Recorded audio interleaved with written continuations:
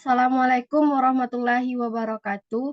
Pada video kali ini kami akan mempresentasikan tentang mengorganisasi data berdasarkan prinsip ukuran pemusatan data.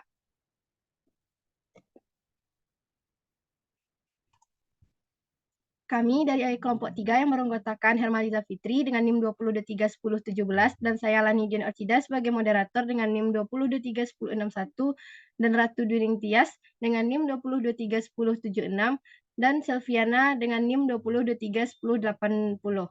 Dengan dosen pengampu Ibu Dr. Muhyatul Fadilah, SSI MPD. Materi pertama akan dibacakan oleh Ratu Duning Tias. Kepada Ratu dipersilahkan.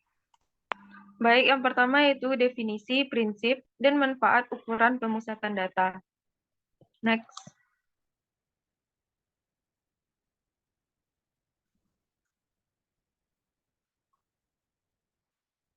Definisi ukuran pemusatan data. Ukuran pemusatan data adalah sembarang ukuran yang menunjukkan pusat segugus data, yang telah diurutkan dari yang terkecil sampai yang terbesar, atau sebaliknya, dari yang terbesar sampai yang terkecil. Next. Prinsip ukuran pemusatan data ada 4, yaitu yang pertama, harus mempertimbangkan semua data dalam kelompok data. Yang kedua, tidak boleh terpengaruh oleh nilai-nilai ekstrim atau pencilan atau outlier. Yang ketiga, harus stabil dari sampel ke sampel. Yang keempat, harus mampu digunakan untuk analisis statistik lebih lanjut. Manfaat ukuran pemusatan data. Manfaat dari ukuran pemusatan data yang utama adalah untuk membandingkan antara dua populasi. Hal ini dilakukan karena sulit apabila membandingkan secara satu persatu. Selain sulit, apabila dilakukan seperti itu, juga akan memakan banyak waktu dan tidak akan efektif, sehingga diperlukan cara lain untuk mendapatkan hasilnya dengan mudah dan cepat. Oleh sebab itu, ditemukan cara untuk melakukannya, yaitu dengan ukuran pemusatan data. Yang kedua, frekuensi.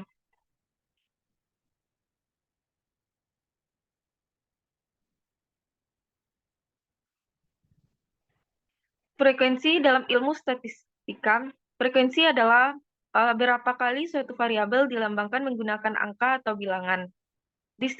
Distribusi frekuensi adalah kondisi yang menggambarkan adanya frekuensi mulai dari yang gejala yang muncul berupa angka, kemudian tersalur, terbagi, hingga terpancar. Next. Adapun langkah-langkah untuk membuat distribusi frekuensi adalah yang pertama, mengurutkan data dari yang terkecil hingga terbesar. Yang kedua, menentukan jumlah kelas yang akan dibuat dalam tabel distribusi frekuensi. Cara untuk menentukan jumlah kelas menurut Stargos 1926, K sama dengan 1 tambah 3,3 log N, K sama dengan banyaknya kelas, N sama dengan banyaknya data. Yang ketiga, menentukan interval kelas. Interval kelas adalah selang yang memisahkan kelas 1 dengan kelas 1 yang lain. Rumus yang digunakan untuk menentukan interval kelas tabel distribusi frekuensi yaitu I sama dengan R per K, I sama dengan interval kelas, lebar kelas, panjang kelas. R sama dengan rank sama dengan jangkauan, sama dengan selisih data tertinggi dan data terendah. K sama dengan banyak kelas. Yang keempat, tentukan batas atas dan batas bawah. Nilai terkecil tidak harus terletak pada batas bawah kelas pertama. Nilai tertinggi tidak harus terletak pada batas atas kelas terakhir.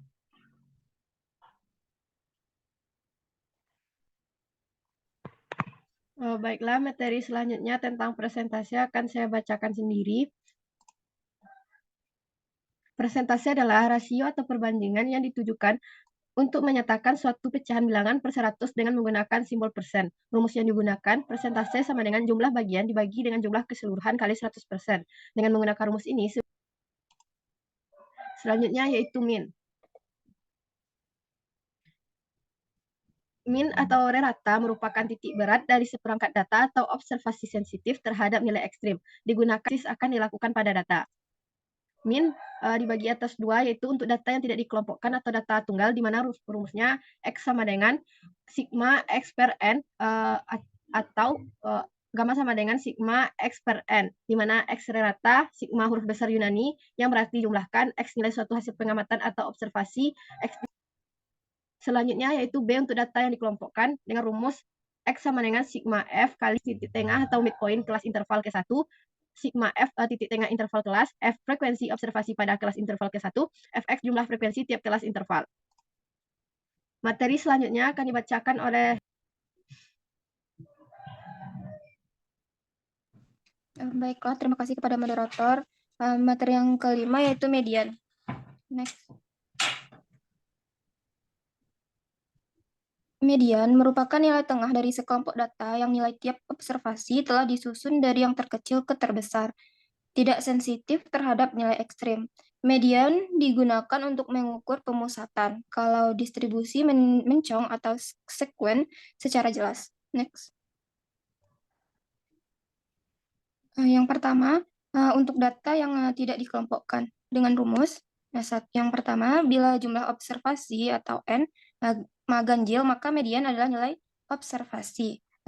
Dengan rumus K N tambah 1/2 dari urutan nilai observasi kecil ke besar.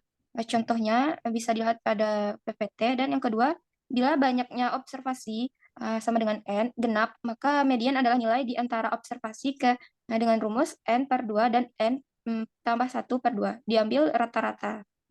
Dengan contoh yang ada pada PPT. Next. Yang kedua, untuk data yang dikelompokkan dengan rumus ME sama dengan LM tambah CF/FM, di mana ME sama dengan median, LM sama dengan batas bawah dari kelas interval di mana median berada atau kelas median, N sama dengan banyaknya observasi, CF sama dengan frekuensi, B sama dengan lebar kelas interval di mana median berada. Next.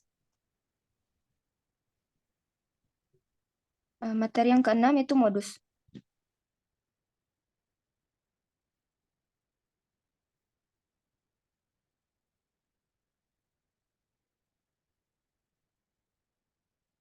Modus adalah nilai dari segugus data yang sering muncul atau data yang memiliki frekuensi tertinggi.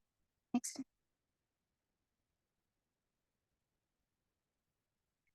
Yang pertama ada data tunggal. Gugus data tunggal dengan mudah bisa ditentukan hanya dengan melihat data dengan frekuensi tertinggi. Menentukan modus data tunggal tidak perlu mengurutkan data, cukup dihitung frekuensi tertingginya jika ada. Untuk contoh soalnya bisa dilihat pada PPT untuk menentukan modus data. Selanjutnya ada data bergolong. Untuk data berkelompok, dalam hal ini adalah distribusi frekuensi. Modus hanya dapat diperkirakan, tidak bisa dihitung segugusan data tunggal. Untuk rumusnya, MO sama dengan B besar B kecil ditambah B1 per B1 tambah B2 P. Dengan keterangannya, MO sama dengan modus, B besar B kecil sama dengan batas bawah kelas median, B1 sama dengan selisih frekuensi kelas modus dengan frekuensi kelas interval sebelumnya. B2 sama dengan selisih frekuensi kelas modus dengan frekuensi kelas interval sesudahnya, dan P sama dengan panjang kelas interval. Next. Untuk contoh soalnya, bisa teman-teman lihat pada PPT yang telah disediakan. Next. Materi yang ketujuh yaitu desil.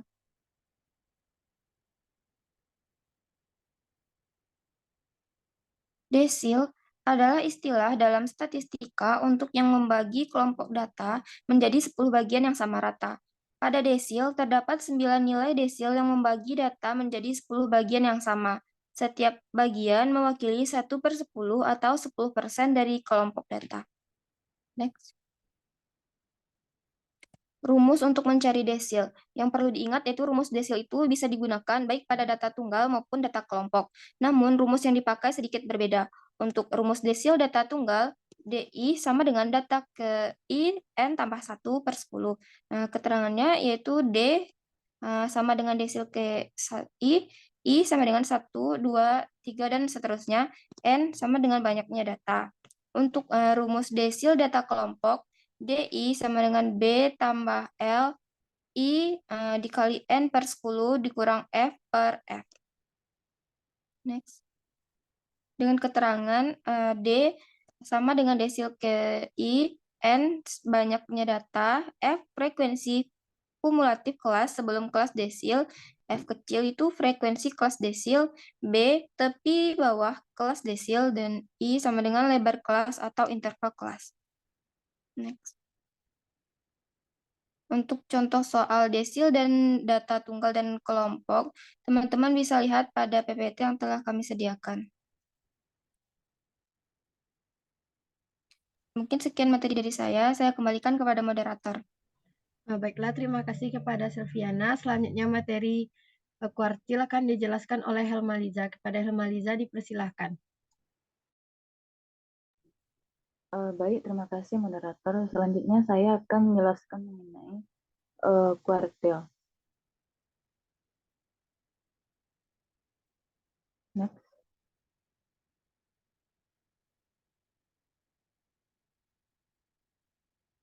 Nah, apa itu kuartil? Jadi kuartil merupakan ukuran letak yang membagi distribusi data menjadi 4 bagian yang sama besar, yaitu masing-masingnya ada 1/4 N, yang mana setelah disusun dari data terkecil sampai data yang terbesar, maka dalam kuartil tersebut akan kita jumpai kuartil pertama atau kuartil bawah dilambangkan dengan K1, kuartil kedua atau kuartil menengah K2 yang merupakan median, dan kuartil ketiga atau kuartil atas dilambangkan dengan K3. Nah, bagaimana langkah-langkah untuk menentukan kuartil? Yang pertama, kita urutkan data yang dari yang terkecil hingga data yang terbesar menurut nilainya. Yang kedua, kita tentukan letak kuartil, dan yang ketiga, kita tentukan nilai kuartilnya. Adapun rumus untuk mencari kuartil di sini ada dua. Yang pertama untuk data tunggal. Data tunggal sendiri yaitu LK sama dengan I dikali N tambah 1/4 dengan keterangan LK itu adalah letak kuartil, N banyak data, dan I adalah data yang keberapa yang akan kita cari.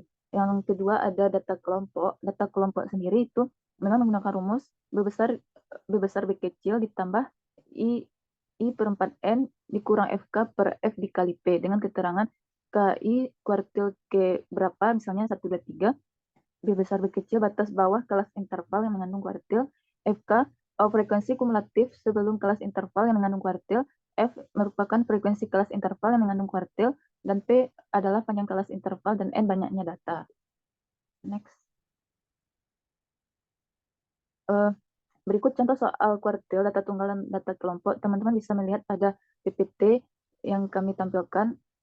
Untuk ini salah satu contoh untuk mencari kuartil data tunggal. Next, moderator.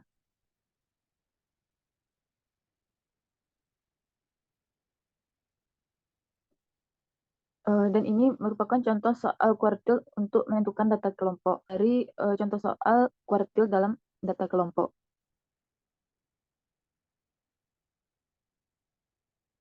Next.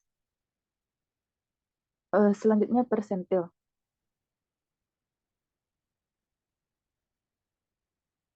Nah, apa itu persentil? Persentil adalah ukuran letak yang membagi data yang telah diukur atau data yang berkelompok menjadi 100 bagian yang sama besar. Nah, pada persentil ini terdapat 99 nilai persentil dengan membagi data menjadi 100 bagian yang sama, yaitu di dalam persentil ini dikenal dengan P1, P2, hingga seterusnya terakhir yaitu P99. Jadi setiap bagian persentil itu 1/100 dari kelompok data.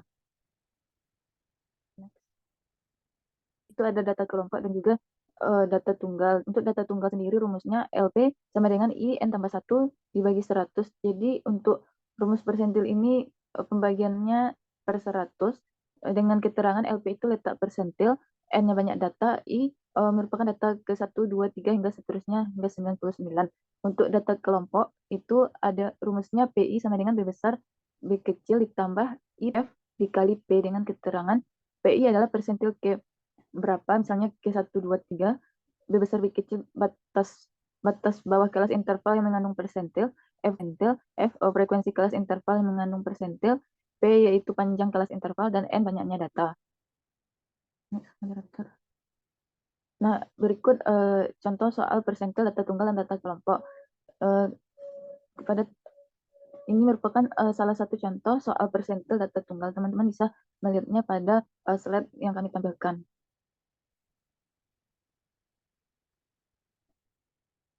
Dan contoh selanjutnya itu untuk contoh soal persentil data kelompok, teman-teman bisa melihat penyelesaian dari contoh soal contoh soal persentil dalam data kelompok. Mungkin sekian penyampaian materi dari saya. Saya kembalikan pada moderator. Baik, terima kasih Hamaliza. Sekian presentasi dari kelompok kami. Apabila ada kesalahan, mohon dimaafkan. Kami akhiri dengan Assalamualaikum warahmatullahi wabarakatuh.